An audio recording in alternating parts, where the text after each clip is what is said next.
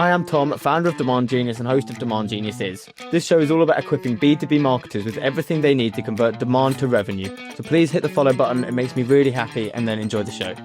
Hello everybody, welcome to another episode of Demand Geniuses. I'm Tom Rudlight and I'm going to get straight into it and introduce this week's guest, which is Esther Dawson. Well, first, Esther, hello. Hi. Thank you for joining us. I guess before I get into peppering you with questions about brand and about content, do you want to give us maybe a little bit of a background on you? Who is Esther? Yeah, sure. I come from New Zealand. I moved over to the UK just over a year ago, which was when I also got my current role, which is global brand and content lead for a construction tech company called Breadcrumb. I can talk a little bit about that. I mean, it's one of the things I love about marketing this brand is that it's really easy to explain. Essentially, we digitize health and safety documentation on construction sites. And so we're taking industry paperless with a lot of efficiencies in the process. And I joined the company because I had worked for a video production agency before and had a massive love for storytelling and brand, and particularly telling brand stories with humor, which is something that this company was really keen to do. And then a bit about me, I love going outside. I love singing. And I'm, really enjoying my time in London. It's a big difference to Auckland, which is a city of 1.5 million people. How many have we got in London? I think 9 million. Okay. Yeah, quite a big difference then. If you're from Auckland, because I've spent some time in New Zealand, is one of my favorite places in the world, but Auckland is the most beautiful. Londonish, right? For sure. It's the biggest city. Yeah. Yeah. And how have you found it, the process of adapting? I guess from a marketing perspective, has it been a very big, is there a big difference working in marketing in England versus marketing in New Zealand? Do you know, not as much as I would have thought. I think the bigger difference has been the industry switch that I've done. I've always been in B2B, but I switched from a creative agency into now a software company for construction. So the industry switch has been much bigger than the regional switch, but I also would say it's different in terms of, a much bigger space to target. And then my role's recently moved into a global position, which has had its own, that is so much more challenging in some ways, I think, than doing one region, because you're having to split your time and focus into lots of different areas. So that's been, a new exciting challenge for me. Yeah, well, I've got lots of questions about that, and I'm always interested in some of the stuff that you said about kind of storytelling and making brand and content fun, which I think particularly in, let's just say, more traditional industries can often be quite a hard thing to do. So I want to dig that a little bit. I guess just to take a step back and talk about kind of your background and the context a little bit more. One thing I'm always interested to understand, when you go back through your own career to date, is there a step in that career that you would say has been the most formative in terms of your own thinking and development, and what was that? Yeah, I mean, honestly, it was my position just before this one when I took on a role at my family business. So I was their first employee, and they poached me from the agency I was working with. And at the time, I really wasn't sure if I wanted to make the switch, because I was pursuing a career in public relations, and they were essentially asking me to be their marketing director. And that was a really different role. And I worried that I'd never be able to get back to PR if I moved to marketing. And to be honest, I've not gone back to PR, and I don't think I'm mad about it. I learned so much about communications in that role, and that has really helped me in marketing, especially the internal communication side of it.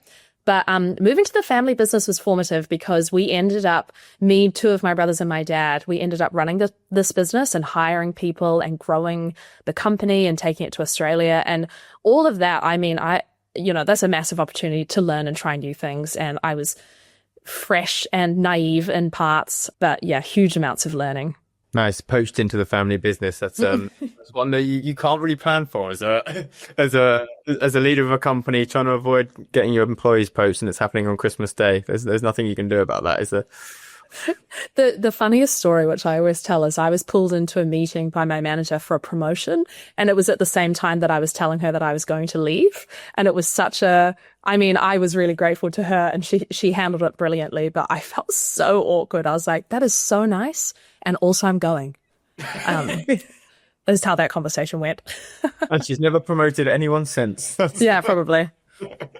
It was an interesting background. They like that transition from PR to marketing, I think must have set you up quite nicely. I've spoken to a couple of people on the podcast who come from that background. I think it's a skill set that's getting more and more useful for marketing as more of it start, like, as we all talk about dark social and all the conversations that happen. A lot more of marketing is about influencing conversations and decisions indirectly now, right? Mm-hmm.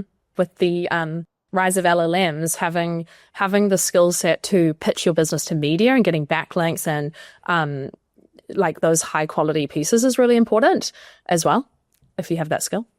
Yeah, so is that something that you make, like, is that a big focus for you guys strategically now? And is that with the specific goal of AI optimization?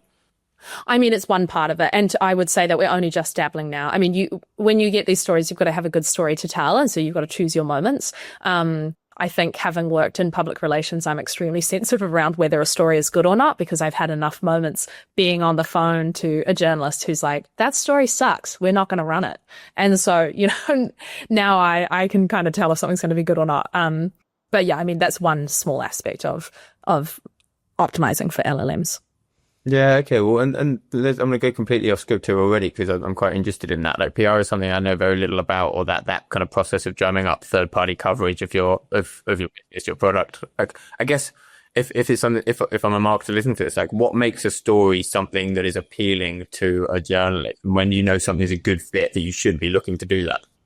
Yeah, I mean, lots of different things. One of them is the time-bound nature of it. So if something has happened, I mean, an easy one is like if you've gone through a raise, or if you've had a new founder join, that kind of aspect is always interesting. I think choosing your publication is as important as the story. So don't try to pitch a story that has maybe like a really small regional focus to a national news publication. If you're from a smaller city, and you've done something that impacts the local community, pitch it to the local community paper. And if it's got a global angle, maybe it'll get picked up elsewhere.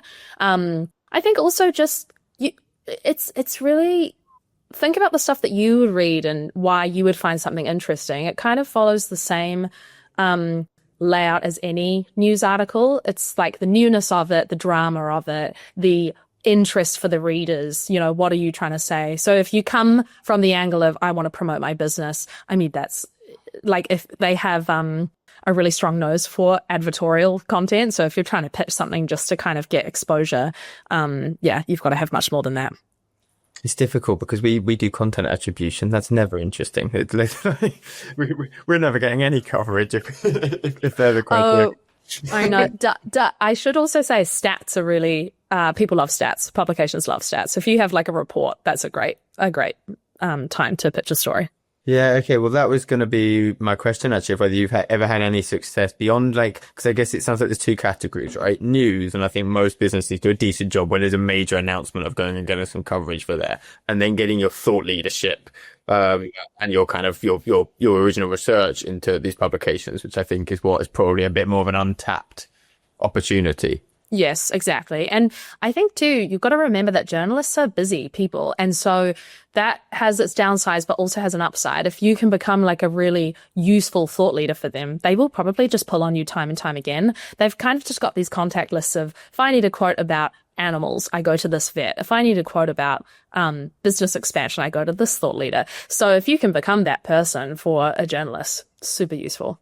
Nice. Yeah, I'd never thought of it like that. But once you're in their Rolodex, and they're just going to keep kind of coming back and mining you for. So it's a time investment that probably a bit of upfront investment pays off very much over the long term because it's a repeatable thing.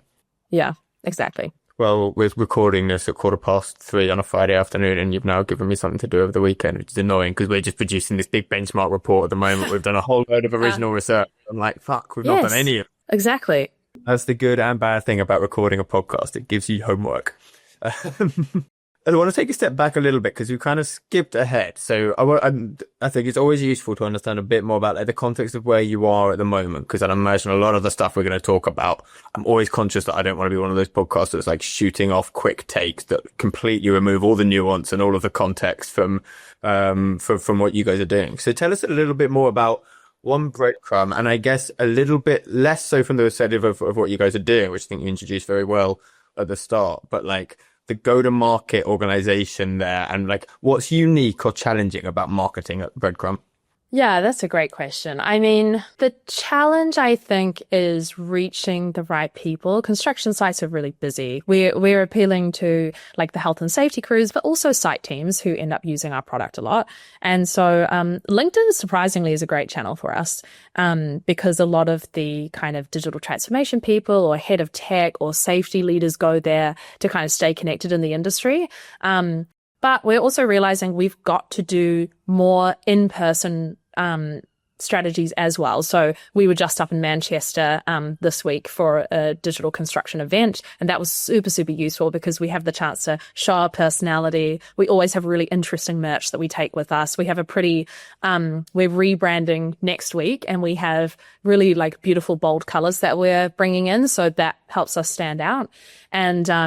And then we try to have a lot of connection with the site as well, which I suppose goes into our strategy for customer retention and that kind of thing. But we, like to spend time with them and show them that we care. And one kind of example of that, I suppose, is next week when we're launching this rebrand, we're going to take breakfast to a bunch of construction sites and serve it out to the workers who are there. And we're branding the burger buns with our logo, which is just like a nice little touch. So I guess, yeah, the challenge is reaching the right people, and we need to do a mix of in-person and online. And then maybe the uniqueness is we're pretty it's very niche, what we do. Contech is the term, which I didn't know about before I joined. And so I suppose in some ways there's an advantage to that because it's not too hard to stand out as long as you're willing to do things differently and take some risks, which sort of leads us into that humor conversation, I suppose. Yeah, well, and before we get into that, there was one thing so it sounds like one thing you have to do is be quite creative, maybe more so than most SaaS marketers who are listening to this in terms of how you blend in person and online, right? Not everything can be done from a distance, but then you're managing a global brand and content team out of the UK across US, UK, and I think APAC.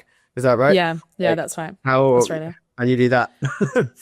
Oh, yeah, we're still figuring it out. I think, we're still early in the stages of building this like global team. So we've got like a really awesome demand gen person who's in Australia, an awesome events and partnerships person who's in Australia. He organizes events globally, which I think is really impressive. And then myself and another content manager here. And so I mean, we just have to rely on people on the ground, right? So we catch up regularly with people in the States and with people in Australia, and we're getting them to send us opportunities. I think marketing is best when it's really integrated within a business. So we don't operate in a silo at all. We really rely on actually a lot of the customer success team send us opportunities and stories and ideas. And I think that's credit to the fact we're really vocal about the marketing we do and the impact that it has internally, which helps them understand the value that creating these like co-marketing opportunities has. Yeah. And do you find that there's a lot of difference in terms of what works in each of these regions, or? I don't know. It might still be too early to tell because we only launched in the US earlier this year and we're still just testing a lot of things. I would say undoubtedly in all regions, what works well is when we show ourselves on construction sites talking to real people. We're really conscious of not being this like tech first company. We actually want to show our audience that we're a construction company. Like we have built this product specifically for their industry. We don't serve anyone else. We know their challenges because we go to site often. And so, yeah, content, if we talk about that specifically, that's built in collaboration with clients, just always works. We've had really great success from case studies that we film on a phone. Like you don't always have to spend heaps of money to have impact. Yeah. Okay. And then I want to get a bit more into like the nuts and bolts then of how you go about building a content strategy that works for that specific audience. I guess let's come back to like maybe first principles a little bit, like in terms of what makes a brand effective at the moment, because you said you're doing a bit of a rebrand at the moment. So this must be something you've done a little bit of thinking about. Like in 2025, what does a great brand look like? What do you think are the foundations that you have to have? Such a great question for a Friday afternoon, Tom. I mean, I often think of these things really, it's the basic building blocks you have to get right. A great brand is one that is memorable to the right people for the right reasons. And so I think in the past, I've really undervalued things like colors, like iconic colors, and having consistency across every touch point, which includes as well, like your staff who are posting on LinkedIn and pieces like that. So consistency, some iconic visual elements are really important. Having a personality, I think a brand needs a personality. And people have been playing with this so much in recent years, like B2B companies, right? You see like, changes on LinkedIn. I'm thinking about like HubSpot and the types of tone that they play with now, or Monzo. But a personality that's recognizable and again, consistent is really important. And then I think also just really grounded in what your customers need. If you're building a brand that you like, that feels impressive, it's not as important as building a brand that resonates with the people who are actually going to use your product. And I think that's something that is the greatest challenge for marketers, is not always to build something that we would like. It's to build something that's right for the people we're talking to. And how did you go about defining that then? Because and for context, well, it's interesting for me. We've been doing a rebrand ourselves at Demand Genius, and one thing I found is I started off being really collaborative, and I was taking loads of people's input, and what I realized was that all of that input was rationalizing it down to every fucking SaaS website ever, because anything that's vaguely bold or interesting, someone doesn't like. And so actually, oh my goodness, you know what? I'm just going to do this, and it's going to be a bit bolder, a bit more interesting. Some people will probably hate it, but some will like it. How did you approach that? Yeah, I mean, that's such a good point, Tom. It's like not trying to please everyone, right? With the decisions you make. I actually think that having a small, tight committee of decision makers for rebrands is really important. We really only had 5 of us, I think. And it was at the end of the day, kind of down to one or two people who then talked to the senior leadership team and ran it past them. We worked with an agency, and I've actually not worked with a branding agency before on rebrands. I've often just pulled creatives in and managed them myself, which has its pros. But the agency did a really good job of researching and laying some groundwork first. So they talked to staff and customers, and kind of got a mix of sentiment around like what's strong currently, what do we want to change, and then presented us with multiple options that we then sort of there was actually always just a clear winner for us, and we chose it, and then did a really useful exercise to make sure we were on the same page when it came to positioning. But I agree with you that it is funny how you can go on this path and then get to the end and be like, oh, do we just look like everyone else now? Because that's what we've been socialized to think is the pinnacle of SaaS brands at the moment. It is hard to break out of that. I think it's something, and it's come up for me a few times in conversation recently, in both like visual and in positioning. A lot of people are focusing a lot more on differentiating themselves. And I think it's, to me, there's kind of 2 purposes to a brand increasingly. One is to influence humans, and the other is to influence LLMs. And I think going forward, it's going to be a part of it. And certainly both of them really, but certainly the latter, I think requires a lot of specificity in terms of who. So whereas historically every SaaS brand is like, we're the all-in-one solution for everyone. Now increasingly, I think people are realizing that's not what is going to win for you, and you have to be a lot more specific. And that creates a lot more opportunity to be more visually unique as well, right? Because if you're not for everyone, you don't have to try. Yeah, exactly. And I think it's quite easy when you're rebranding also to get quite caught up in what your competitors look like and have done. And it's almost like, you know, that phenomenon when you're looking at the thing you're trying to steer clear of and you end up going towards the thing that you're trying to avoid. Yeah. So there's that, which we definitely found happening and just had to be really aware of that at points. But I think you've said a great thing about being niche. And on the topic of LLMs, one of the massive changes we've had is the way that we've written our pages has really changed. We've got like FAQ sections on every single page almost. We've got just way more content than we used to have. So a rebrand is also such a great chance to just look at everything you're doing and think, does it need to change the processes and the content, not just the visuals and the presentation? Yeah, well, and that's one thing. I mean, it's a huge part of our kind of value prop at Demand Genius is the idea that like it used to be that all of your new content mattered. Now your entire content library for most brands, 1,000 pieces of content that you've built up over 2 decades, 3 pivots, 4 acquisitions, is all influencing who the LLMs as a whole perceive you to be, and therefore how they sell you and when they sell you. So I think it's a big challenge for everyone is there's two things, right? There's how do you create the consistency going forward, but also how do you retrospectively go back and throughout your entire corpus try and create that consistency, which it sounds like is a process that you've had to go through. Yeah, for sure. And I think the other thing too is like we don't know the scientific process that goes into how LLMs are extracting content. Like we have a lot of ideas about what may or may not work. And so that's also an interesting time because we're still trying to figure it out. And every conversation I have with marketers now is on this topic. Every single newsletter I get is themed around this. We're all just trying to figure it out. And we definitely, like even conversations we have in the US, a lot of our audience definitely go to places like ChatGPT to compare. So, it's important. It's not just like a nice to have. So we're trying to figure that out, much like everyone else. Yeah, well, I think there are certain things that we have a pretty strong sense of that it is having an impact, but also I'm very aware those goalposts are going to move pretty regularly. Yeah. There are things that you have done which you have been able to kind of clearly see there is a demonstrable impact that is positive, and what are they? Are you talking specifically LLMs or just in general? Sorry, LLM optimization, yeah. LLMs. I think ask me that in 2 months and I'll have a good answer for you. Because we're redoing content right now, like a lot of our strategy we're only just putting into place. So yeah, talk to me later and I'll have some answers. Okay, nice. It's a little teaser of a podcast that we'll have to do in a couple of months. And another thing that you mentioned that I wanted to come back to is you talked a bit about consistency, and so this consistency retrospectively, but going forward, I guess two questions. One, I'm interested in the processes that you've put in place to ensure that, but also just in principle, how do you balance the need for in a global team across 3 markets, consistency mixed with kind of localization and adapting what stays consistent and what changes in each of those markets? Yeah.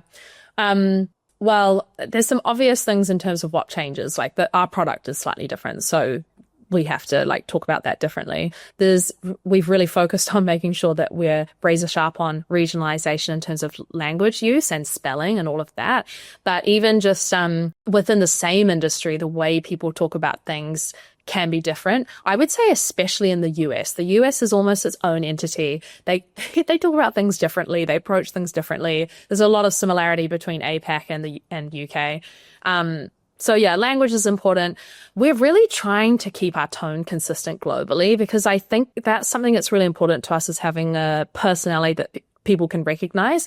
But we are grappling with that sense of when you have quite a bold personality, especially if you're leaning on humor is different in different regions. What makes people in the States laugh is very different to the UK. So an example of that, UK is quite self-effacing. We make fun of ourselves, we make fun of our jobs sometimes. We can be a bit sarcastic. That's really similar, interestingly, to Australia and New Zealand as well. In the States, humor is much less self-effacing, right? Sometimes it can be more obvious, but also sometimes it can be bolder. And so we're trying to find a nice balance with that. And I suppose the places we can do that is things like newsletter content, which is specific to an audience, versus social media, which is we have a global social channel. We don't regionalize. So, it's definitely a challenge that we're navigating.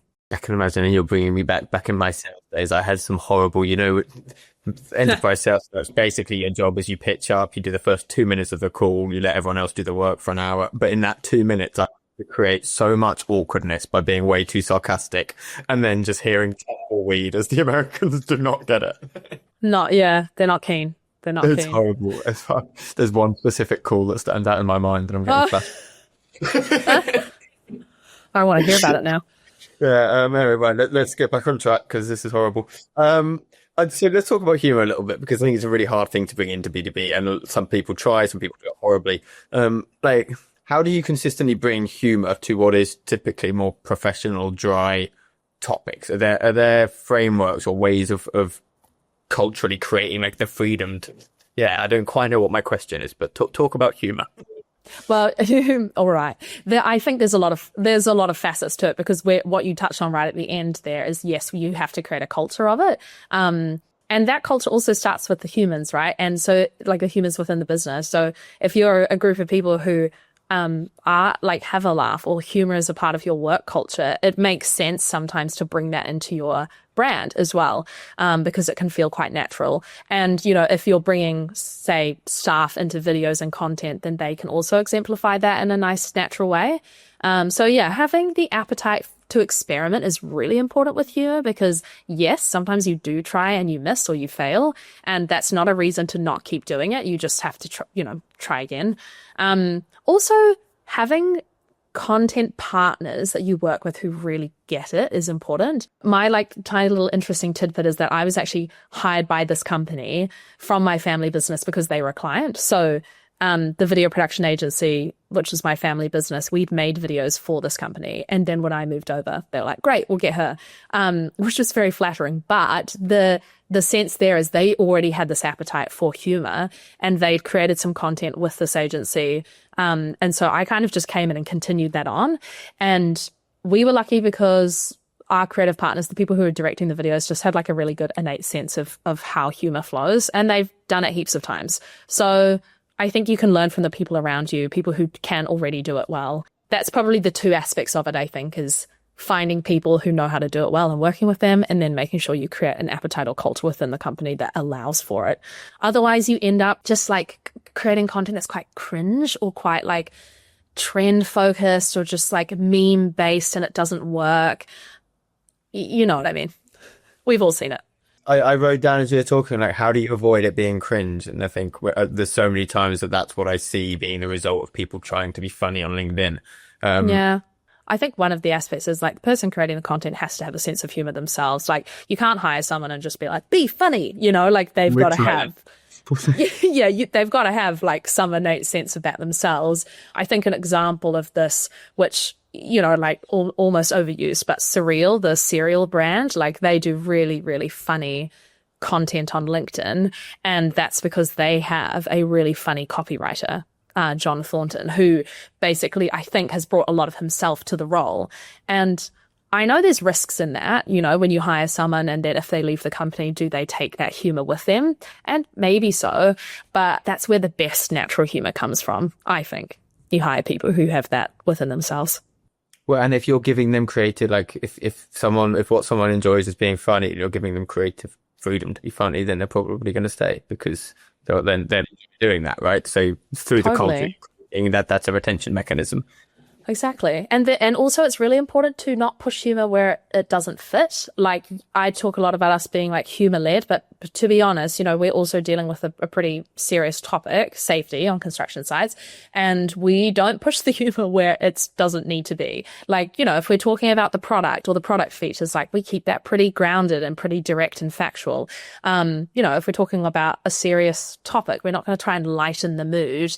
It's just that humor works really well when it's relatable to your industry. And the reason we've chosen to do it is construction sites are full of humor. You go on a construction site, people are laughing and joking all the time. And so we want them to see themselves in the brand and feel seen. And there's that sense of, relatability, which I think is perhaps the best way to, that's the best place to couch your humor from, that position of relatability.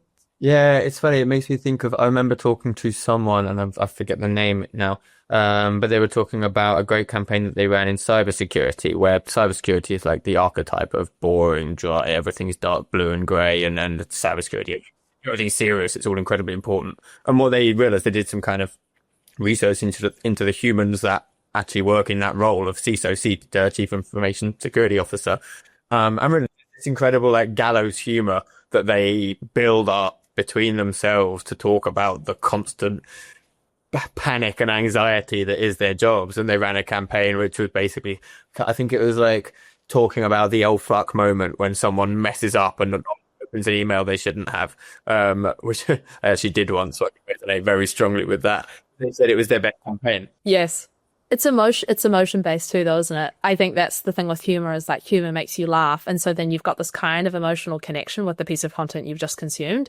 And New Zealand is really known for this with our Air New Zealand ads. Have you seen those, like the safety campaigns on flights? Like, I think so, it rings a bell.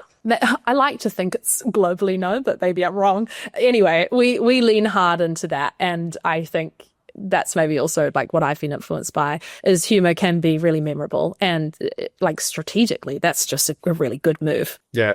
Are there particular areas of your content or your brand that you found you can quite naturally fit the humor in? Like you said, you don't try and force it in everywhere. Are there trends to where it works and where it doesn't, other people can maybe learn from? Yeah, I think humor works really well at the like brand awareness level. So like the first impression moment when people come across you for the first time, partly because it ties into that sense of being memorable. But we use a lot of humor in our like brand videos, the ones that are slightly more, well, they're more highly produced, higher quality, because we want to tell a story. So we usually lead it with characters. It's usually very relatable and quite funny for the industry. Yeah, we deliberately create moments for laughter, or the like, oh my goodness, me too. I've felt that. And so I think, yeah, that brand stage is a really good place for it to happen. And then the other places we weave it in is when we're talking about pain points. So, I've just finished reviewing all of our website copy, and the places where humor most naturally fits is that moment where like, you've formed an unhealthy relationship with the printer because you're standing there all the time printing documents, And so it's just like small, subtle pieces. Does that answer the question? Yeah, it does. Well, it's because the pain point one is a really good point, because it's relatable and empathetic. And I always struggle. I mean, I'm by no means a copywriter, but even when you're kind of that like sales thing or the marketing 101 of like hammer on the pain point, but you feel like a dick. Like it feels really annoying sometimes when I have people talking to me about my pain points and they're really going in. It's very patronizing. I think it's pretty easy to lean into the patronizing side, and you've got to be careful about that. So I think humor is a helpful way to just keep it a bit lighter, but also the like, we know what it's like. I mean, ultimately you're talking about pain points because you want them to know that you know what it's like, and there's a reason that you exist. There's a solution you have. So yeah, I agree with you. It's like when you have pain points hammered down your throat and you're the person being sold to, it's not always a nice experience. Yeah, and I remember a guy called Pete Cosby in my first sales job. He was kind of teaching like the art of how you build a presentation. Persuasive, and it's like there's 7 steps, and the idea is you take people on a bit of a roller coaster of why there is this problem, but a very important step in that is to explain that the problem isn't their fault. It's not them that's creating the problem. It's ubiquitous. Everyone in their position has this problem. You understand it, and there's no better way to create that empathy and understanding than a little joke will speak more than 1,000 words and platitudes on that front, right? The other thing, so again, go back to like the cultural thing a little bit more, because I think that's, I'd imagine there's marketers listening to this thinking that sounds like great fun. I'd love to work for and like that. I'd love to implement that here, but you have to go and create that buy-in. So did you come in with that mandate? And if not, how did you go about kind of building the buy-in above you within the organization that meant that when probably you missed the mark a couple of times, there was that the buy-in was still there? We're okay with this? Well, I am lucky, and I wish I didn't have to say I'm lucky, but I think not many companies already have this attitude towards like openness towards creativity. But when I joined, it was very much a conversation with the leadership team, who were like, yes, we want this. We already, they'd already made some videos that were human led, so they had an appetite for it already. And I guess, like, if I'm being frank, I don't think I would have joined a company who weren't open to it from the start. I think it's really hard work to come into a company and build a culture of openness around humor if there's resistance to it in the first place. And honestly, I might not have bothered. I just think that's kind of already got to exist from the top, because it's pretty hard to change people's minds if they've got a perspective about like the personality of the brand in terms of like, it's this and it's never going to be anything different. So yeah, there was a good attitude that already existed here. And then now what I try to do is, as we get bigger, it's harder to be humorous when you get bigger, because you get concerned about being unprofessional. Like, there's definitely this perspective that humor doesn't equal professional. I disagree with that, but there are ways in which like you have to be careful about it.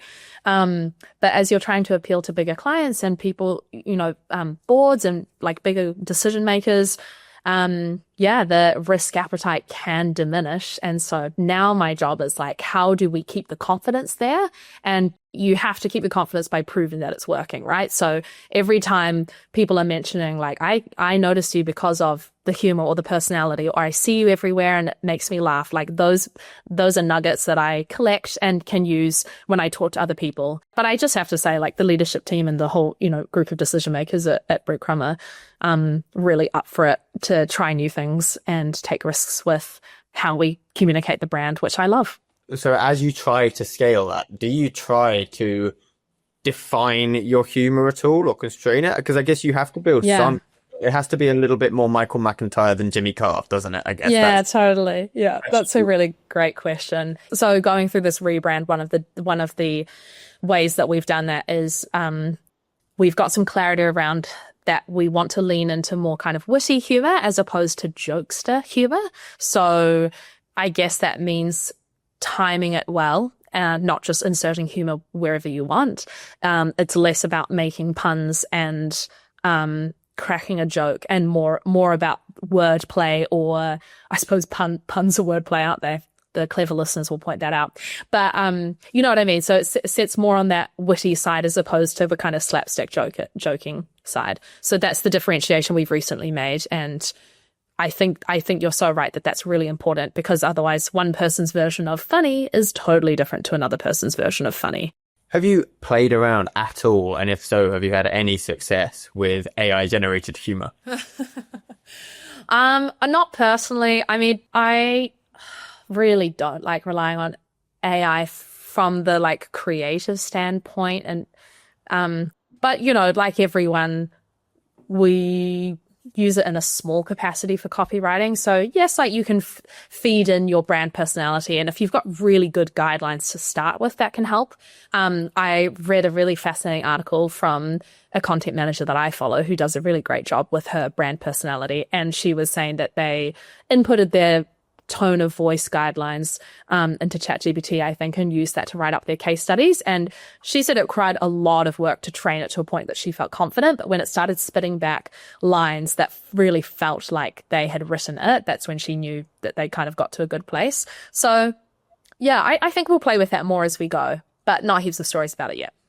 Yeah, okay. No, I was curious because the way you said you could define, like, there is to an extent a science to what is funny, right? So yeah. One day an AI could, in theory, do, but I don't think I like that idea. Yeah, neither. Yeah. How do you find it? Because I think one thing I find quite intimidating, actually, about having a brand identity like that is I think on a good day, I'd find that very easy. I'd be having fun. How do you find it on a bad day when you have to produce this blog or this post, but you're not feeling very funny that day? Are there ways that you get around that? Oh, well, we should ask this question of my content manager, who's the one who's actually doing a lot more of the writing these days than I am. I mean, if you can sit on it, that helps. Like I think always with content creation, it's much better if you're not doing it last minute, so you don't have a chance to sleep on it and come back to it, because perspective really helps with humor. Like you might, because sometimes when you feel in a rush, it's not actually that the work you're producing is bad. It's just that your attitude about it is just off. You'll write something and it'll be like, ugh, that sucks. Then you get back to the next day and you're like, actually, it didn't suck, but I've had a moment to think about it and now I'm happy with it. So giving yourself space is probably the most helpful thing. Nice. That's a good, that's a good advice. And are there moments when this culture that you've built has been kind of tested? I'd imagine there are times when you've put something out. I guess it can go one of two ways, right? Either trying too hard to be funny and was, you may have crossed the line, or just really cliche and bad. And I guess, how did you react when it was tested like that? Oh, I have a great example of this, which actually I can't really take the credit for it. The concept was my colleague in Australia, but I don't know if you've heard of the brand Budgie Smuggler, but they basically create swimwear underpants, I guess, for men, and that's the brand name. But they also create a whole bunch of other swimwear, and they were doing a competition where you could win like a billboard slot if you took the most creative photo with their branded swimwear. And so my colleague got a bunch of the team to a beach with a photographer, and they were all wearing swimwear and posing. And it's like still our most engaged with post. And so this is a really interesting thing. Massive risk. Some people within the team were like, I'm not into it. I don't want to do it. Like, that's not my vibe. Other people were obviously up for it and were like, I'll pose in the photo. And so, I mean, I don't even quite know where I'm going with this. I guess it's like, definitely didn't please everyone, but it was really engaging. Would we do it again? Maybe not. But I think the thing with humor is that you definitely will never get uniform kind of like approval and enthusiasm from people. And so you just have to shoot your shot anyway and give it a go. But I do think when you're creating something that you feel like, oh, is this right? Getting a few other people in the room to validate it and check it is always a good idea. In that example where you said maybe some people didn't like it, did you, outside of a few LinkedIn comments at the time or wherever it was of people saying, oh, I don't like this, did you actually have any negative consequences from it? Because some noise is instantly loud, but nothing actually bad happens. No, and I mean, we actually didn't even have any negative LinkedIn and it was a conversation starter more than anything. I also just think like we're not the kind of company that would put something polarizing out there. That's not our style. And we think carefully about how we're going to communicate our message. There's a lot of like good strategic thought within the company, and everyone has like a pretty good sense of what's going to work and what's not. I also think, having come from public relations, I did a lot of like crisis management. So I think I have a good nose for the things that are, we should steer away from versus like lean into. Yeah. Risk management is always something that should be back in the back of your mind when you create content. Just thinking through the consequences of stuff, but not allowing that to stifle your creativity. Yeah, well, I think it's just difficult in this. I'm always conscious of too many crooks have a very bad impact on creativity, but you need some level of oversight, I guess, particularly as the stakes get higher. Yeah. You've got to have the decision maker, the one who will cop the blame, I guess, if it goes wrong. But having some trusted voices is really useful. Yeah. Okay, look, I've loved this, Esther. Let's get into, before I let you go, get into some of our quickfires. Oh, love it. Yes, so first one, what's an AI use case or an AI tool or something like that you absolutely love, that blew your mind a little bit? Yeah, I mean, I've tried to go like quite simple with this because I think AI is at its best when it's practically useful and also saves you like extra cost or repetitive time. And so and this is really taking me back to my video production days, but I think it's called screen fill or screen extender. To me, that blew my mind. So for example, if you're shooting a video for YouTube, but you also need a vertical ratio, extremely hard to frame that up correctly because you end up either having a lot of like blank space or stuff that gets cut. And so ScreenFill has been amazing, where it just like automatically generates like the top and bottom based upon the frame that you have. Like, it is actually mind blowing. It's so good. And it does that after the fact. Yeah, after the fact. Yeah, it's incredible. You can build like cityscapes in it. I'm pretty sure Canva has the tool, but yeah, that's quite mind blowing to me. Nice. Yeah, I can see that. I don't do enough kind of on-site content creation, or in fact any, but I can see that if you do that, that's super helpful. And then for you personally, so in your career kind of so far, is there like a skill or a trait that you have that you would say has been the biggest needle mover for you? Yeah, I think openness and curiosity. I wouldn't have had half the opportunities I had if I hadn't been like open to a conversation at one point in time. So that's really useful from the side of like things coming your way, but also within marketing, having an open or curious mindset is super important. Completely agree. And if I were to, this is quite a fun one. If I were to approve your Plan A budget request right now, the way I always think of this is the one that your CEO would never be stupid enough to approve. What would you do? Oh, I really wanted to spend more time on this question because I want to have a great answer. I was thinking about, I would definitely do something in the States because that's a massive market. It's really expensive to try and hit all the right people at the same time. I'd probably be doing like a massive video campaign that's been filmed on multiple sites. I'd have like billboards in multiple cities that we could measure the impact of. Also in person, like delivering bacon baps to like 100 sites so that we've got this kind of online in-person thing going on. And that's about as far as I went. At one point, a celebrity sort of flitted through my mind, but yeah, haven't landed on that one yet. But basically, it's going to be big and it's going to involve bacon. Yeah, surely. And maybe a celebrity just for fun. Okay, Kevin Bacon maybe, but Oh my God, obviously. that was terrible. I'm sorry, everyone. And then last one of these. So the flip side, I always think everyone's going to listen to this. I think it could be quite intimidating sometimes. You think, oh God, all these people on these podcasts are incredibly clever, and I want to show that you're all not all the time. What's the biggest fuck up in your? Oh, yeah. I mean, I just like, even a moment of honesty here, I find podcasts kind of a funny thing because I'm obviously like trying to sound my best and reflect a certain perspective, which is, obviously all true, but I have so many moments of doubt all the time. And it's really overwhelming working in this career, and it's really hard to stay on top of everything and know that you're doing everything right. And so I've not done everything right. I think one of the biggest fuck ups in my career was in our family business. We were pretty naive, like we'd never grown a business this big before. We had 15 employees at one point, and we were just probably overconfident. And when the recession hit New Zealand post-COVID, we did not take enough precautions early enough in terms of saving costs, like cost cutting. And we ended up having to lay off some of our staff, which was truly heartbreaking and like the worst moment of my career so far. And I think we probably could have done it. We definitely could have done a better job of it. I'm kind to my past self because we sort of had never been in that situation before, and we did the best that we could with what we had.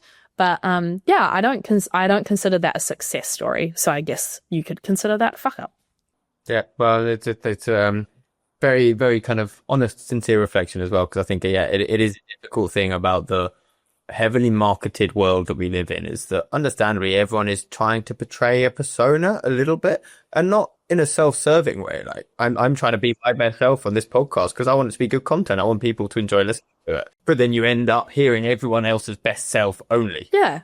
And you feel awful about your self-doubt because people don't talk about that. And that's something I like to talk about on places like LinkedIn because, impressive job titles and all of that. Like you actually want to know that maybe you could also get to a place like that too, even though you struggle with certain things or worry that you're not good enough. Yeah, I feel really passionately about that. Nice. Yeah, I love that. Cool. Oh, well, let's leave it there because I think that's a better tone to wrap up on than we'll manage otherwise. Just before I let you go, the last question I always like to ask for the listeners is one recommendation that you have, whether it's like a book or a podcast or a thought leader. Yeah. I have two quick answers to this. The first one is there's a person called Emily Kramer who I follow and love. She's a SaaS marketer, has really great frameworks, so she calls them Krameworks. And yeah, she's just great, got a great newsletter. But the other thing is like create more than you consume. Like I don't think we need more things to read. We actually as marketers like are always bombarded with that. So just create a bit more. Yeah. I like that. I follow Emily Kramer's newsletter myself. She's great. She's great, eh? Yeah. It's funny, yeah. We definitely don't need more content. I thought that when I was starting the podcast, and I was telling people we're starting a marketing podcast because the world just doesn't have enough. It's fun to have enough. Cool. And then anything you're doing at the moment, or you're doing as a business that you want to just take a quick chance to plug? I mean, we are doing a really fun launch of our rebrand, and I'm really excited for all of the content we're doing. I almost spilt the beans. I almost talked about some of the plans. Anyway, you'll see it. And I think that's just fun. Like catch us on LinkedIn. We're always doing like really interesting and fun things. I'm always happy to talk to people about ideas they have or questions they have. So yeah. Oh, that was so close. We almost got an exclusive. I've never had an exclusive. Yeah, I know. Wow. I felt like I was on Jimmy Fallon and I dropped like a bombshell. This podcast doesn't have that effect on people. Yeah, you really get me. I talked about my fuck ups, and now I'm willing to like spill all the beans. Esther, I love this. Thank you for coming and joining on a dreary Friday afternoon, and for being so open. So yeah, been a lovely conversation, and thank you everyone who's listened. If you're still with us, thanks, Tom.